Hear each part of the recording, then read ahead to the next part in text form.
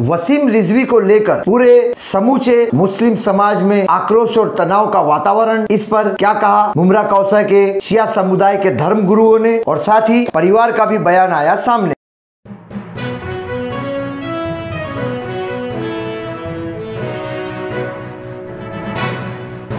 मैं अफराहिम मीर, आज का महानगर में आपका स्वागत है। जैसे कि सभी मुस्लिम समुदाय के लोगों तक जानकारी पहुंच चुकी है कि एक वसीम रिजवी नामक शिया समुदाय का व्यक्ति जो मुस्लिम धर्म ग्रंथ कुरान शरीफ की 26 आयतों को हटाने के हेतु और कुरान शरीफ में 26 आयतों को जबरन घुसा देने का आरोप लगाते हुए एक पिटीशन सुप्रीम कोर्ट में दायर की है, एक प्रकार की उच्च न्यायालय में याचिका दायर की है। ये वसीम रिजवी राज्य उत्तर प्रदेश की शिया वक्फ बोर्ड का एक सदस्य है, जिसने इस प्रकार की सुप्रीम कोर्ट में बेतुकी याचिका दायर की है। जैसे ही ये मामला समूचे मुस्लिम समुदाय के सामने आया, मुस्लिम समाज में आक्रोश का वातावरण बन गया, एक प्रकार की आग लग गई है। मुस्लिम समाज का हर एक फिरका, हर एक मसलक जो किसी भी रास्ते से मुस्लिम धर्म को मानने वाला हो, मुस्लिम धर्म को फॉलो करने वाला हो, इसकी निंदा कर रहा है, भर्त्सना कर रहा है। वसीम रिजवी को लेकर अपशब्दों का प्रयोग किया जा रहा है। कहीं कहीं तो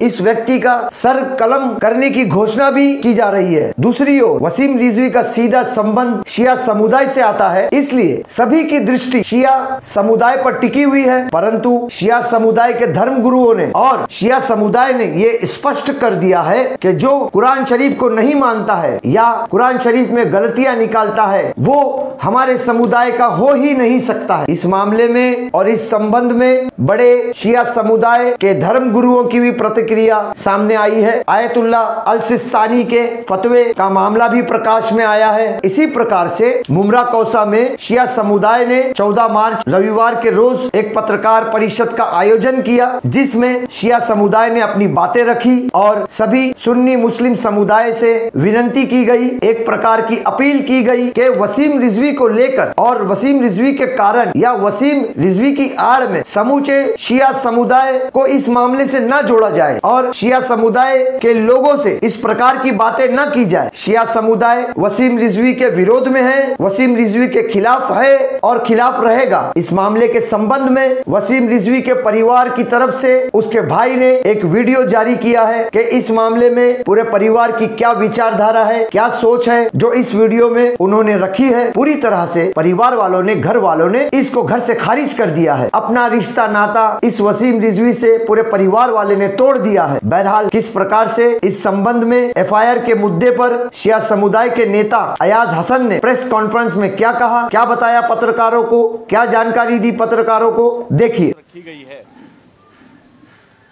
वो लखनऊ से वसीम रिजवी, जिन्होंने रिट पिटीशन दाखिल किया है सुप्रीम कोर्ट में कि कुरान में से 26 आयतों को हटा दिया जाए, और उस पर ऑब्जेक्शन दिया हुआ है उन्होंने। जबकि आपको अच्छी तरह पता है कि कुरान की शान में गुस्ताखी कोई मुसलमान या किसी मुसलमान में, हमारे जो 72 फ़िरके हैं उनमें से कोई भी फ़िरका कुरान के एहतराम में अगर गुस्ताखी हो तो वो कबूल नहीं करेगा।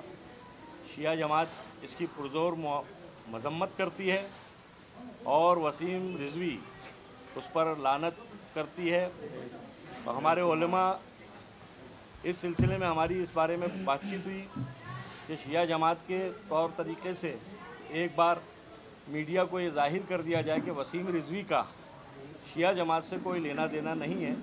ऐसे बहुत सारे मामलों में वसीम रिजवी ने इससे पहले भी एतराज़ात दिखाए हैं और खलफिशार पैदा करने की कोशिश की उम्मत मुस्लिमा में। तो हमारी ये कोशिश है कि इत्तेहाद कायम रहे। शिया जमात अपनी तरफ से ये ऐलान करती है कि वसीम रिजवी का हमारे शिया जमात से कोई लेना देना नहीं है, क्योंकि वो इंसान ही नहीं हो सकता जो कुरान की तरफ उंगली उठाए। कुरान जो है वो एहतराम के लिए, सिर्फ मुसलमान के लिए एहतराम के काबिल नहीं, तमाम मज़हब व मिल्लत के लोग उसका एहतराम करते हैं। जिस तरीके से एक मुसलमान गीता को भी एहतराम करता है, किसी भी किताब को वो एहतराम की नज़र से देखता है, तो उसी तरीके से मुसलमानों की किताब जो है कुरान, उसको हर मज़हब के लोग एहतराम से देखते हैं और एहतराम से नाम लेते हैं। तो ऐसी किताब पर उंगली उठाकर वसीम रिजवी ने न कि मुसलमान न होने का दावा समझ लीजिए मजबूत हो चुका है कि वो मुसलमान नहीं है जो कुरान की तरफ उंगली उठाए। तो आप लोगों से ये पुरजोर गुजारिश है कि उसे शिया जमात से न जोड़कर एक ऐसे मलून की शक्ल में देखा जाए जो कि इंसानियत का दुश्मन है और इस्लाम का दुश्मन है। अभी इसके बाद दीगर हमारे उलेमा यहाँ मौजूद हैं, अपनी अपनी राय वो इस पर पेश करेंगे। मिनश्शैतानिर्रजीम, बिस्मिल्लाहिर्रहमानिर्रहीम। मैं आज के इस प्रेस की ज़ुवायत जिसे बरादरम अयाज़ अहसन साहब ने पेश कर दिया, मुमरा कौसा शिया इस्नाशरी जमात के ज़ेरे इंतज़ाम ली गई ये प्रेस कॉन्फ्रेंस, हमारे नज़दीक वसीम रिजवी कोई मसला नहीं है, कीड़े मकोड़ों की कोई हैसियत नहीं होती। लेकिन जैसे एक वायरस इस वक्त पूरी दुनिया को अपनी लपेट में लिए हुए है, तो उस वायरस की कोई हैसियत नहीं, वो नज़र भी नहीं आता, लेकिन नुकसान पूरी इंसानियत को पहुंच रहा है। इसकी बुनियाद पर बचना बहुत ज़रूरी करार दिया गया। उसी तरह वसीम रिजवी भी एक कीड़ा मकोड़ा है, इससे ज़्यादा उसकी हैसियत नहीं है, उसे आप लोग कोई अहमियत मत दें, बल्कि ये सोचें कि उसका ये जरासीम चूँकि मुसलमानों के फ़िरक़ों में इख्तलाफ का सबब बनेगा, और वो इत्तेहाद जो ख़ास तौर पर मैं इस वक्त मुमरा कौसा में देख रहा हूँ, ये पूरे महाराष्ट्र और रुसुल बिलाद का एक ऐसा गुलदस्ता है मुमरा, जहाँ हर मज़हब एक दूसरे के लिए और एक दूसरे के मफाद के साथ खड़ा हुआ है। हर मज़हब एक दूसरे के अक़ीदे को समझ रहा है। बड़ी क़ुरबतें हुई हैं बहुत सारे मकामात पर, हत्ता कि इसी मुमरा में कुल जमाती तंजीमों के हवाले से उन हुकूक़ पर भी तमाम मुसलमान एक साथ खड़े हुए नज़र आए कि जिन हुकूक़ पर सारे मसालिक के यहाँ मसाइल नहीं हैं, फिर भी मुसलमानों के हक़ के लिए एक दूसरे के साथ खड़े हुए नज़र आए। मुझे अफसोस ये होना पड़ता है कि क्या आज हमें शिया होने के नाते ये बताना पड़ेगा कि वसीम रिजवी का शिया होने से कोई ताल्लुक़ नहीं है? क्या मुसलमानों को ये मसला नहीं मालूम है कि वो किसी भी घराने से हो, अगर कुरान मजीद के ख़िलाफ़ बोलता है तो उसकी हैसियत आयतुल्लाह खुमैनी के फतवे की रोशनी में वाजिबुल कत्ल की है। दोनों के दरमियान सिर्फ फ़र्क इतना है कि सलमान रुश्दी ने उसे माज़ल्ला शैतानी आयात कहा था, इसने आतंकी आयात कहा है, यही इतना है। और जो लोग कुछ मौलवी हजरात हैं हमारे मसलक से हटकर जो इसको वसीम रिजवी के एजेंडे के तहत हवा दे रहे हैं, वो शिया शिया कह रहे हैं। मैं फ़कत एक ही जुमला हाथ जोड़ के कहूँगा कि सलमान रुश्दी शिया नहीं था, ज़रूर गैर शिया के किसी न किसी फ़िरक़े से आया था, सुन्नी रहा हो, देवबंदी रहा हो, अहले हदीस रहा हो, कोई भी फ़िरक़े का रहा हो, शिया तो नहीं था ना। लेकिन कभी किसी शिया की तरफ से आवाज़ नहीं आई कि ये फ़ला मसलक से ताल्लुक़ रखता है, क्योंकि शिया जानता है कि कुरान के ख़िलाफ़ भौंकने वाला वाजिबुल कत्ल है, ऐसी बेहुरमती करने वाला, क्योंकि एक एक आयत की ज़मानत अल्लाह ने अपने हवाले की है। और ये जो इसने कमबख्ती की है, हिंदुस्तान की अदालत नहीं तय कर सकती कि कुरान हकीम क्या है, क्योंकि हिंदुस्तान की अदालत एक मुल्क की अदालत है और कुरान आलमीन की अदालत है।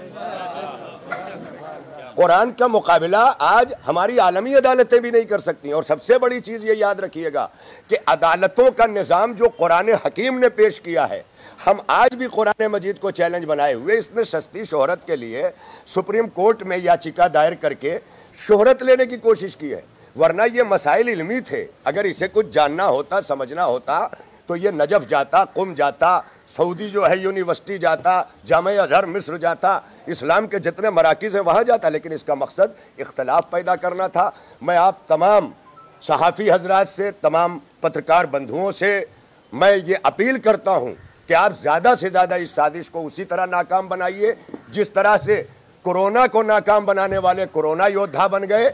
आप भी इंसानियत के योद्धा बनिए और ऐसी किसी भी साजिश को नाकाम करने में आप मिल्लत की मदद कीजिए, ये आपका इस वक्त सबसे बड़ा हक है। और अब इसी के साथ हमारे दीगर अकाबिर एक बात है कि सोशल मीडिया पर एक मांग हो रही है तमाम फिरकों से, मतलब शिया फिरके से अपील की जा रही है कि वसीम रिजवी के खिलाफ अपने अपने मकामी पुलिस स्टेशनों में एफआईआर दर्ज करने के लिए शिया हजरात आगे आए। तो उस अपील को कितनी आप तवज्जो दे रहे हैं, उस पर क्या अमल कर रहे हैं, कुछ उसको रिस्पॉन्स है आप लोगों की तरफ? जी पूरा है। मैं कहना ये चाहता हूँ कि जब हर जगह पर ये मसाइल सारे मसलक के एक हैं, तो ये एक अलग से हेडिंग क्यों दी जा रही है कि शिया आगे आए? कुरान जब सबका है, हरम पाक भी, अल्लाह भी, कुरान भी एक, तो ये शिया हजरात को आगे लाने का मतलब बार बार ये क्यों साजिश की जा रही है कि शिया आगे आके बताएं कि वो शिया नहीं है, जब कुरान बता रहा है वो शिया नहीं, अहले बैत बता रहे हैं वो शिया नहीं, हमारे मराजे बता रहे हैं वो शिया नहीं, तो ये लफ्ज़ बार बार क्यों तकरार हो? उलमा काउंसिल मौलाना महमूद दरियाबादी साहब ने अपना लेटर जारी किया, उसमें भी उन्होंने एक बात की कोशिश की कि ऊपर लिखते हैं सैयद वसीम रिजवी साबिक शिया वक्फ चेयरमैन, इस वक्त उसको साबिक शिया लिखना चाहिए, साबिक शिया चेयरमैन क्यों? साबिक शिया है वो, लेकिन ये हमारे साथ हो रहा है। हाँ, मैं एक और कहूँगा कि मौलाना महमूद दरियाबादी साहब ने नीचे उस लेटर में नोट लगाया, आपकी इत्तला के लिए बता दूं, उलमा काउंसिल का आप लोग फाइंड आउट कर लीजिए, उसमें उन्होंने नोट लगाया कि शिया मकतब ने उसे खारिज कर दिया। जब उलमा काउंसिल ये लिख रही है तो आप लोगों के लिए वो सब हुज्जत है। जहाँ जहाँ मुसलमान पुलिस स्टेशनों में जाएंगे, शिया नुमाइंदे और उलमा और शिया हमारे कार्यकर्ता हर जगह साथ साथ जाएंगे। जहां कुरान का मसला होगा, शिया मुसलमान है, सिर्फ मुसलमान है, और जब कुरान से आगे हटके दीनियात का मसला आएगा तब सुन्नी दीनियात होगी, तब शिया दीनियात होगी। कुरान सबका एक है और सबको जाना पड़ेगा साथ।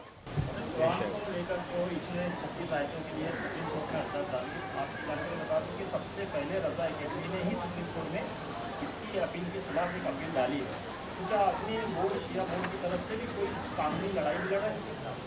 हाँ, मुझे इसका इल्म नहीं है जो आप इत्तला दे रहे हैं, लेकिन इस वक्त इराक़ में है जिनसे पोप फ्रांसिस अभी मिल के गया है, उन्होंने आज नहीं तकरीबन ये गुज़श्ता बरस के अंदर आयतुल्लाह बशीर नजफ़ी और आयतुल्लाह सिस्तानी दोनों के यहाँ से इसके खारिज इस्लाम और खारिज शियत होने के मकतूब मौजूद हैं।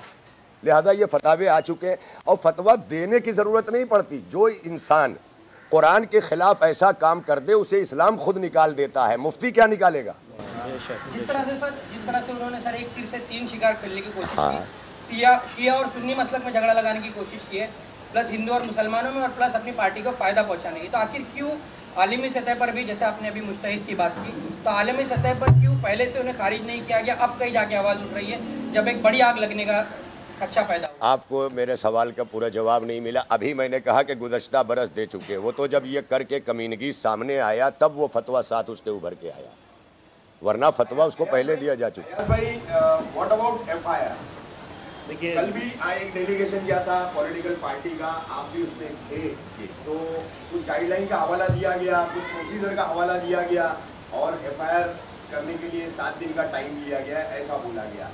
क्यों नहीं होती एफआईआर ऐसे मामले में जब रिलीजियस सेंटिमेंट जो है ये इतने बड़े पैमाने पर हर्ट किए जाते हैं, दुखाए जाते हैं, धार्मिक भावनाएं दुखाई जाती है, लेकिन उस मामलों में जब शिकायत करने जाओ तो ये प्रोसीजर और गाइडलाइन की बात करके उसको टाला जाता है?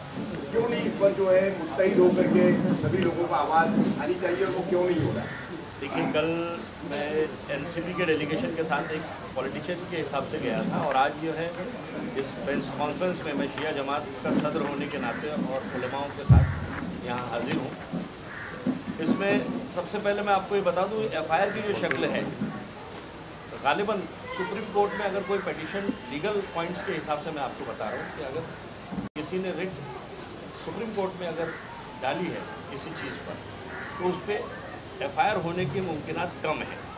वजह यह है कि वो मैटर पेंडिंग में है सुप्रीम कोर्ट से। हाँ, ये हम कोशिश कर सकते हैं कि इस पर एफआईआर लॉन्च हो जाए, लेकिन ये शक्ल उस सूरत में हो सकती थी कि इससे मुनफरिद इस मौजू से हटकर कोई मौजू पर अगर वसीम रिजवी ने कहा है तो उस पर वो एफआईआर लॉन्च हो सकती है। लीगली उस मैटर पर इसलिए नहीं हो सकती कि मैटर अभी पेंडिंग में है सुप्रीम कोर्ट।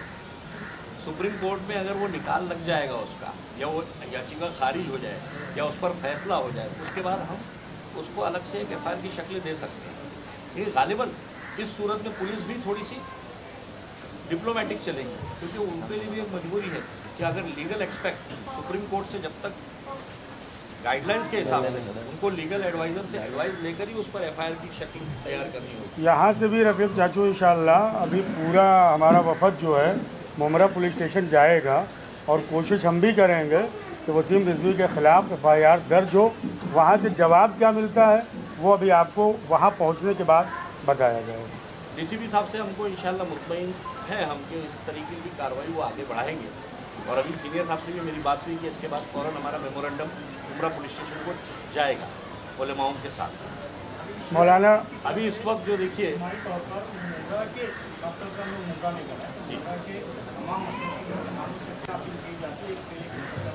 ये हमारे नमाज जुमा के इज्मा में है और ये पंज वक्ता नमाज मौलाना गल्ले साहब यहाँ के प्रॉपर हैं। आप इनकी एक एक बाइट लीजिए क्योंकि ये बिलोंग करते हैं। आप बिस्मिल्लाहिर्रहमानिर्रहीम अल्हम्दुलिल्लाहि रब्बिल आलमीन वस्सलातु वस्सलाम अला मुहम्मदिन व आलिहि तय्यबीन अत्ताहिरीन। मैं पहली बार प्रेस के सामने आया हूँ चूँकि ये ऐसा मसला है कि हर मुसलमान के लिए वाजिब हो गया कि वह आवाज़ उठाएं। कुरान के ख़िलाफ़ अगर कोई बोल रहा है तो हर मुसलमान पर, बल्कि मैं कहूँगा हर इंसानियत पर वाजिब है कि वो उसके ख़िलाफ़ आवाज़ उठाएं।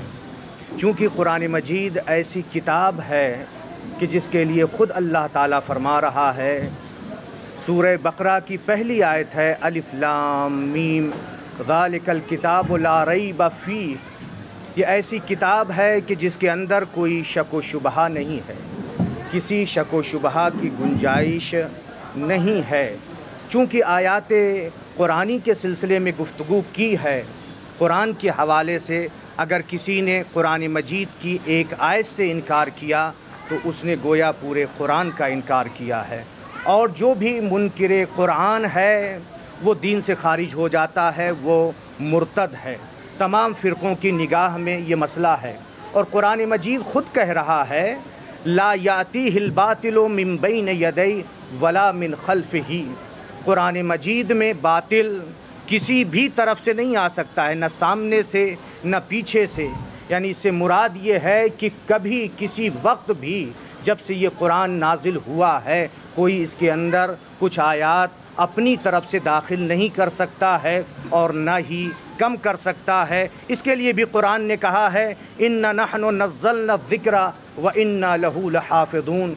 हमने इस ज़िक्र को यानी कुरान मजीद को नाजिल किया है और हम ही इसकी हिफाजत करने वाले हैं। तो कैसे मुमकिन है कि जिसकी हिफाजत करने वाला, जिसका मुहाफ़िज़ ख़ुद अल्लाह ताला है, उसके अंदर कहीं से कोई तहरीफ़ हो जाए। हम शिया इस्ना अशरी ऐलान कर रहे हैं कि हम कभी तहरीफ़ कुरान के कायल नहीं थे और ना हैं। ये और बात है कि कुछ लोगों की तरफ से ये इल्ज़ाम हमेशा लगाया गया कि शियों का कुरान 40 पारे का है। अक्ल से भी सोचना चाहिए। मस्जिदों में जाके देखिए, जहाँ पे कुरान बिकता है वहाँ पे देखिए, कभी कुरान 40 पारों का नहीं था। या वसीम रिजवी ने जैसे जो दूसरी क्लिप भेजी है उसमें ये कहा है कि मौलाए कायनात ने जो कुरान पेश किया था उसको खुलफा ने कबूल नहीं किया। वो कौन सा कुरान था? वो यही कुरान था, कोई दूसरा कुरान नहीं था। सिर्फ फ़र्क ये था कि मौलाए कायनात ने शान नुज़ूल बयान फरमाया था और आयात की तफसीर भी बयान फरमाई थी, लेकिन कुरान यही कुरान है। और मौलाए कायनात के इरशादात नहजुल बलागा में मौजूद हैं, हमारे अइम्मा ताहिरीन के भी इरशादात मौजूद हैं। तो मैं वसीम रिजवी से ये कह रहा हूँ कि जो ये कह रहे हैं कि खुलफा ने दाखिल किया, ठीक है, खुलफा ने दाखिल कर लिया, लेकिन चौथे नंबर पे मौलाए कायनात आए, पाँचवें पे इमाम हसन आए, फिर इमाम हुसैन आए, फिर हमारे अइम्मा का सिलसिला बाकी रहा है। इन हमारे इमामों ने कहीं पर कोई बात नहीं कही है कि इस कुरान के अंदर कुछ आयात का इजाफ़ा किया गया है, बल्कि इस कुरान की हमारे तमाम इमामों ने फजीलत बयान की है, अज़मत बयान की है। और दूसरे, ये आज की बात नहीं है, इससे पहले भी वसीम कुरान के अंदर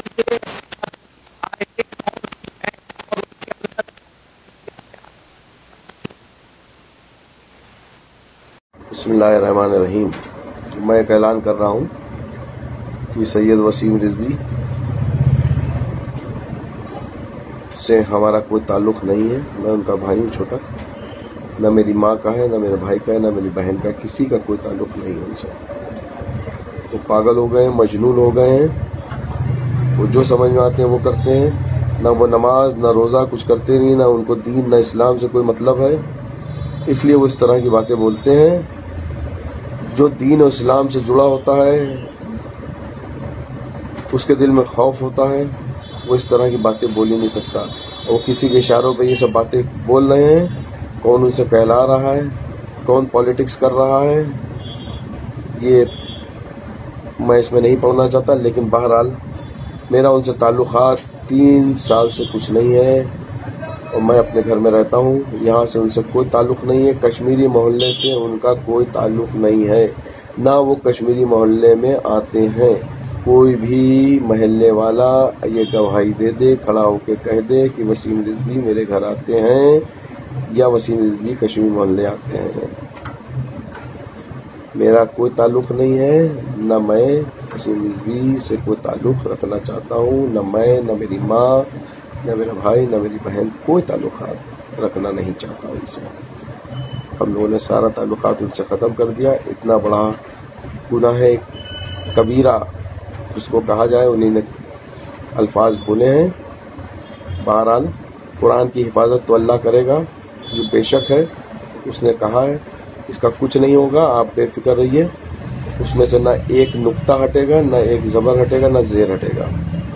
बहरहाल कुरान पे हमले बहुत हुए हैं, पहले भी हुए हैं और आगे भी होंगे, लेकिन उसकी हिफाजत अल्लाह करता रहेगा। आमीन।